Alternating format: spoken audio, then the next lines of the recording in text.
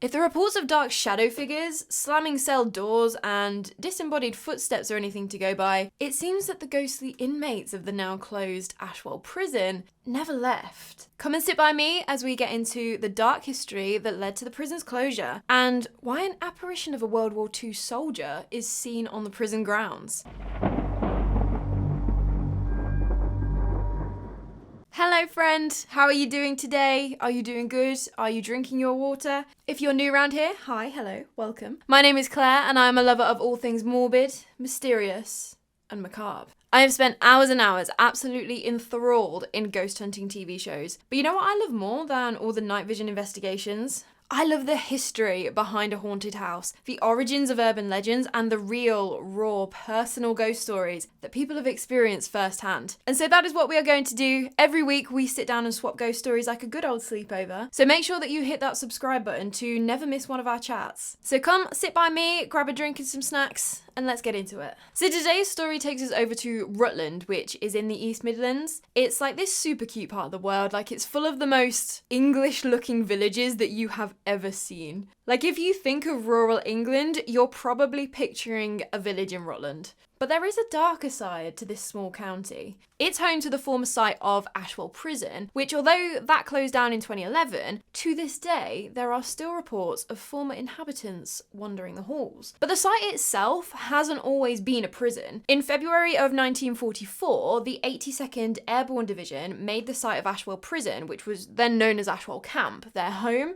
And they were like highly trained pilots, like paratroopers, engineers, as well as parachute riggers, medics, and cooks. And these were like the elite guys. These were the smoke me a kipper, I'll be back for breakfast kind of guys. Please tell me someone gets that reference, please.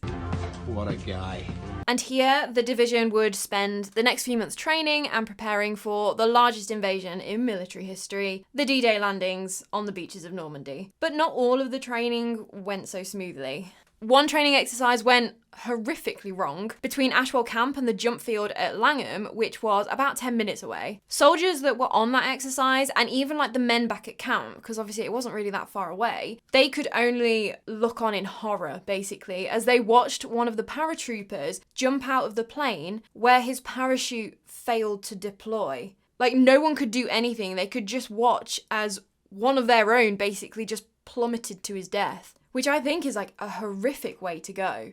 Like, you're hurtling through the sky, the roaring sound of the air whipping past your ears, like you can't hear anything. And then that empty feeling of like you're trying to grab out, like desperately to try and hold on to something, and there's nothing there. Knowing that no matter what you do, you're gonna die. And just praying it won't hurt. That is brutal. Unfortunately, he wasn't the only soldier to lose his life. While the 82nd Airborne was stationed at Ashwell, there was a combat training mission on the 11th of May 1944, which required a few aircraft to carry the paratroopers over to a drop zone near Devizes, which is like southwest England. Basically, the aircraft were ordered to assemble over the town of March in Cambridgeshire before all flying down together to Devizes. Everything went smoothly, the drop was made, all the parachutes went off, everything was fine. But it was as the aircraft were regrouping over March before flying back to base is when it all went wrong. Two of the aircraft collided in midair and crashed, killing everyone on board both of those planes. But despite those accidents, the 82nd was still able to play their part in the D-Day landings on the 6th of June 1944. But by the end of that year, Ashwell Camp was beginning to close down as they were set to move into Europe. About 11 years later, in 1955, Ashwell Prison first opened its doors on the site of the old camp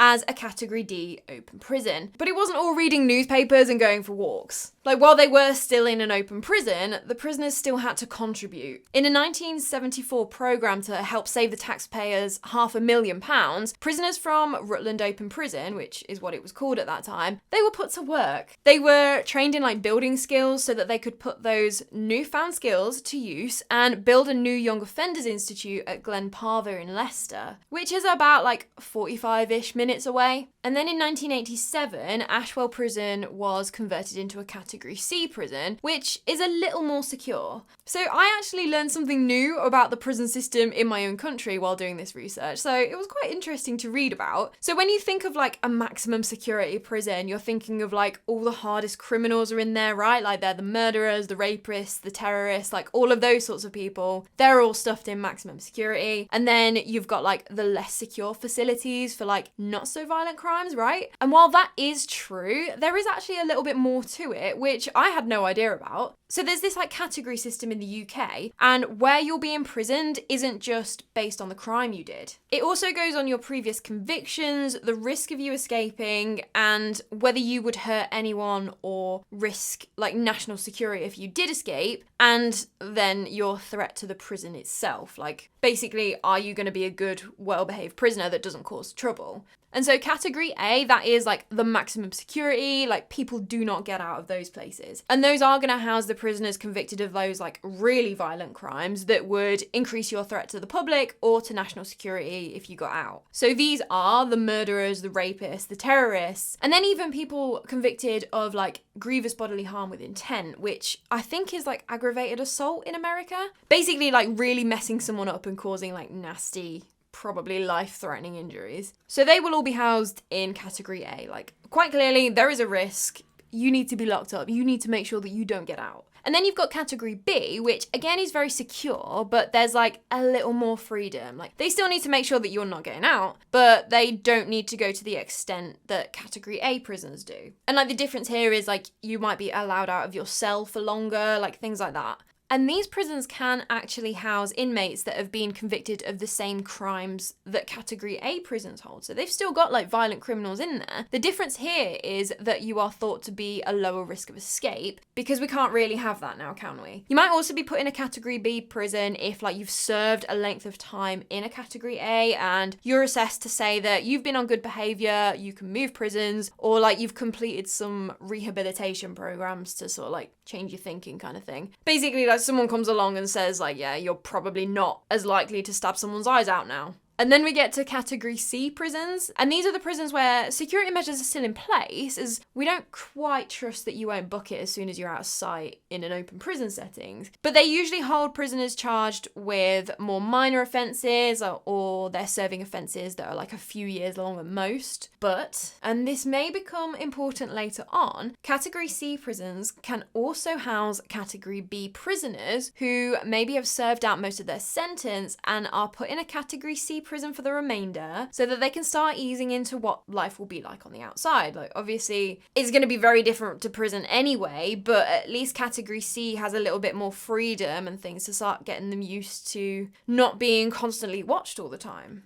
And then the final category is Category D, and these are the open prisons where prisoners are free to move around, they're not really locked up. You can also be allowed out to work on like work release with these prisons, or even spend a set amount of hours a week at home, which I didn't know that they could do that, but alright, cool. So HMP Ashwell was one of the Category C prisons that housed inmates with like that low risk of escape, but couldn't quite be trusted in an open prison. But even in that fairly free environment, like, it's still a prison and bad things still happened. Like most prisons, Ashwell wasn't immune from the threat of prisoners hurting other prisoners or the guards or even themselves, and they actually lost 2 prisoners in 1992 from self-inflicted deaths. The first prisoner to commit suicide was a 21-year-old and the other was a 30-year-old, which, I mean, it's sad at any point, but to lose 2 in 1 year, it's just very sad. Like, they were very young. And if they were in Ashwell, like, they wouldn't have been on ridiculously long sentences, so it's really sad that they weren't given like the mental health support they needed. But I guess like tortured souls like that, like not enough funding to put the right support in place, like they must have just felt like so alone.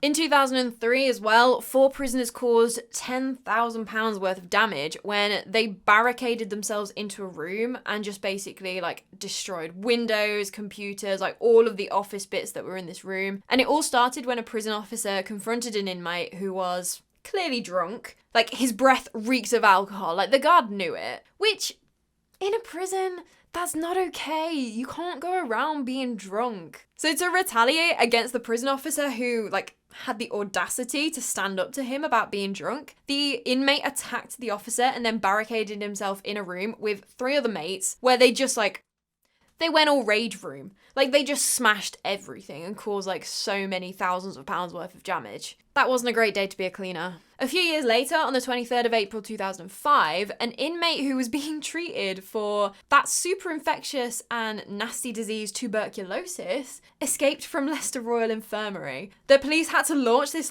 massive manhunt for this guy after he overpowered the officer who was watching him in the hospital. He was known to be dangerous. He was actually imprisoned for a 7.5-year sentence for grievous bodily harm. He's hurt people in the past. And he was carrying, potentially spreading, tuberculosis. Lovely. Eventually, almost 2 weeks after he escaped, he was picked up in Birmingham and sent back to prison. I'm gonna guess he probably got bumped up to a category B, but I don't really know. Might need to keep a closer eye on him, I don't know. But these were just minor disturbances in Ashwell's history compared to what was to come. In July 2008, a new wing was added to the prison at a cost of £6 million, increasing the prison's capacity to 619 inmates. But the investment wouldn't really pay off. Officially, a report says that on the 11th of April 2009, a major riot broke out at 1 a.m. in the prison that lasted 18 hours. However, there was an eyewitness who was imprisoned at the same time as the riot, and he basically came out and spoke about what happened. He claimed that it was actually sparked by an incident at 11:20 at night on the Friday, the 10th of April instead. So he says this 22-year-old prisoner in B Wing, who was serving this 3-year sentence, apparently he also was blind drunk on hooch, completely paralytic. He confronted a prison officer who ordered that he go back to the cell, and the prisoner just flat out refused. The eyewitness guy says that he saw the prison officer run down the stairs away from the drunk inmate. And then that was it. An hour went by, there were no other officers around, and the prisoner had proceeded to smash all of the lighting on all 3 levels of the B Wing. Where were the prison officers? Apparently, according to the eyewitness, they were absolutely nowhere to be seen, and the inmates were starting to notice. Word was getting round that there were no officers on the wing at all, and apparently the mood started to get a little bit more unsettled, a little bit rowdy, kind of that mob mentality took over, group of bored men with no supervision. Someone else decided to get in on the action and kicked in the office doors. And apparently at that point, 20 prisoners were getting involved in the action, and as the eyewitness reported, and these are his exact words, it went fucking apeshit. There are loads of different numbers being shouted about online about how many prisoners actually got involved in the riot. Some say up to 400 prisoners were involved in this riot. The eyewitness that I was reading, he said that it wasn't that many, but I think there may have been some confusion as 400 prisoners had to be removed to other prisons after the riot. So that might be where that number's come from. And the reason for that is because 75% of the prison was completely destroyed through the fires and the vandalism caused in the riots. Which then you think about that, 75% of a prison, that's a big chunk of a prison. Maybe there were a lot of prisoners. I don't know. The numbers are inaccurate and I couldn't find official numbers to say for sure. Let's leave it at that. But we're talking they smashed everything. Fires were set, all of it. Rocks were even thrown at these prison officers that apparently just eventually came back and started to deal with the issue. The Prison Officers Association claimed that the riots were inevitable since some prisoners had been wrongly downgraded from Category B prisons to Category C prisons too early to alleviate some of the overcrowding in the higher security prisons. So while it is standard practice for prisoners coming to the end of their sentence to move out of Category B into Category C, the officers, they were saying that they were getting moved too soon. They were being assessed a little bit too generously, one may speculate. This had apparently led to more drugs, alcohol, violence, and gang culture in the prison. And this, coupled with budget cuts, meant that the offending behaviour programmes had been cancelled. And that's quite important because these are the interventions that challenge that inmate thinking and their attitudes and behaviours that would lead them to reoffend. This is basically rehabilitating them, ready to join society once their sentence is served. So without these programs and with fewer staff on the payroll, prisoners became bored and unhappy, which I don't know what they expected to happen. And I mean, there's nothing better than rioting and arson to liven up a weekend in prison, right? The cost to repair such major damage to the prison was just not worth it, so Ashwell closed at the end of March 2011 after all the prisoners had been relocated. In 2013, Rutland County Council announced that they were going to turn the former prison into a business park, and so now, if you fancy it, you can play airsoft in a prison at Ashwell. But you might get more than you signed up for. If you take a walk along these never-ending corridors, you might hear the sound of footsteps behind you. And if you turn around, no one will be there. And you're not safe in the wings with balconies either. You might think oh, nice, open, airy space. Nah, people have reported seeing shadowy figures watching them from the balconies above. Terrifying. Cell doors get slammed with no one around, objects are commonly thrown, and flashing lights are sometimes seen with absolutely no light sources to explain where they're coming from, they're not reflections or anything. The prison has been reported to have a really heavy, foreboding energy to it, with many people saying that they can feel unseen eyes watching them throughout the prison grounds. Some people even claim to have been attacked by entities at Ashwell, with the feelings of being punched and scratched often reported too. These negative entities have also apparently pushed people out of their cells, which then makes you think that it might have been the spirit of a former prisoner telling you in no uncertain terms to get the hell out of his cell. The isolation block is apparently particularly active, with the apparition of a man actually being spotted, along with disembodied whispers. The former prison is open to investigation teams, so if you wanted to hire it out and go hunt ghosts for the night, you can do that. One of the most interesting paranormal claims from the prison, though, for me, is that people have reported encountering the spirits of obviously the inmates, but also former soldiers from the 82nd Airborne Division. And it's interesting that people have reported that, because remember that paratrooper with the parachute that failed to deploy? He actually didn't land directly back in the camp. He was out in one of the fields, they took off 10 minutes away, so he could have been in that area. But less than a week later, there were rumors spreading around the camp that someone had seen something. The story goes that one night an apparition of the fallen paratrooper had appeared to more than one person, and multiple people claimed to have seen him. He was a full body apparition. He seemed confused, he wasn't really aware of where he was. He didn't notice any of the witnesses or anything. Apparently he was completely pale with all the blood drained from him, but he was still wearing his harness and carrying his helmet that were both soaked in blood. Which it sounds to me like an entity it's this figure of a frightened man who doesn't know what's happened to him. And I mean, you can't really blame him for that. Such a violent and sudden death. You're alive one minute and then smeared across the field the next. It's not surprising that he allegedly appeared in this way.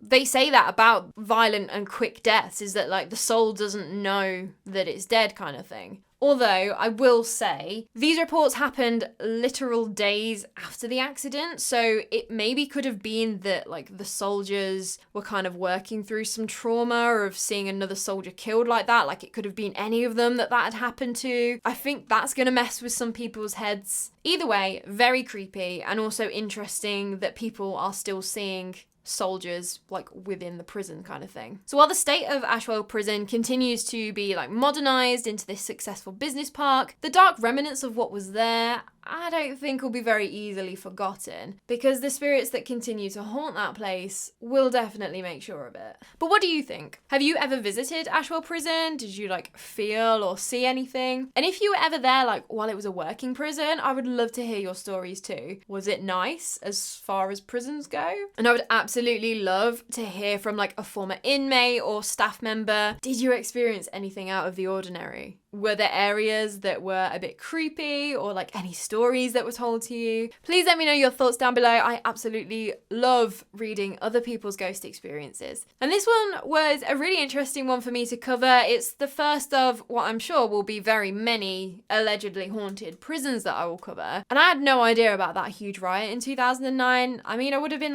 12, maybe a bit older, I think, like when it happened. So I don't really remember seeing it anywhere. So it's interesting to learn about it like now. As far as the paranormal activity goes, it was hard to find specific stories of experiences that people had there. There just seemed to be a lot of like, people reported this and these things have been experienced, which I don't really like to rely on too much, as like anyone could say that about any place. And other than the story of the paratrooper, there wasn't really much more substantial evidence or stories that I could find. And right, so one thing that I have recently found, okay, I'm going on a rant now, but here we go, is that if you do a Google search for like haunted books, of like books containing haunted stories in a specific area or a specific place, they don't come up. Like, I have quite a decent collection, I would say, of like paranormal books now, but like Ashwell Prison wasn't in any of my books, so I really had to rely on online sources, which is fine, but I'd prefer to have like books as well. But if you physically go to the place, like if I'd have physically like gone out into Rutland and then gone to like a bookshop, they very much sell them like specific to that area. I think I need to do like a book tour and go around like everywhere just collecting all of the books. But it was interesting, like I was doing obviously the research for the National Justice Museum story, and I had just finished up writing it and I'd moved on to this one. And I was in Nottingham anyway for like another reason.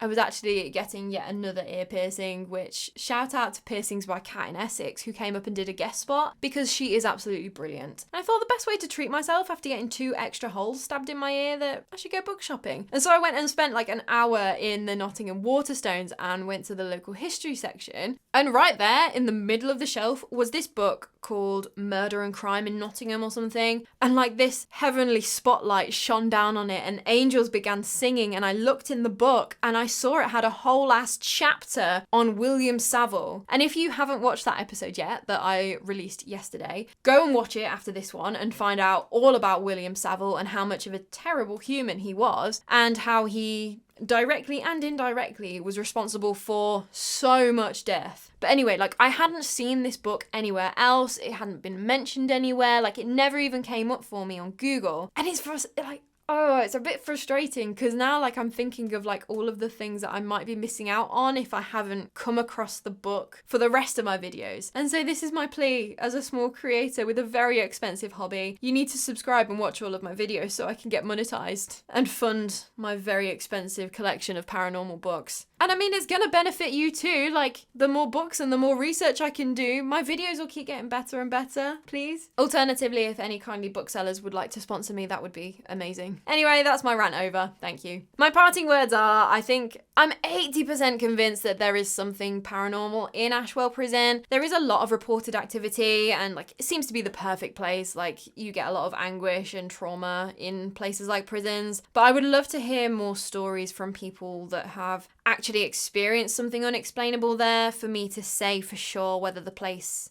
is haunted or if it's just like a creepy environment and people's imaginations are kind of running away with them. But if you enjoyed this story, I would be forever grateful if you would hit the like button, and I would love to see you back here for another story sometime. Maybe tomorrow, maybe the next day, I don't know. If you fancy it, you might like to subscribe so that then you know when you can come back. If there are any haunted places or stories that you would like me to cover too, please let me know in the comments. I am always up for learning about new spooky ooky places. But that is all from me today. I cannot wait to chat with you more tomorrow. So until next time, sleep safe. Bam, bam, bam. That was good. That was a good one.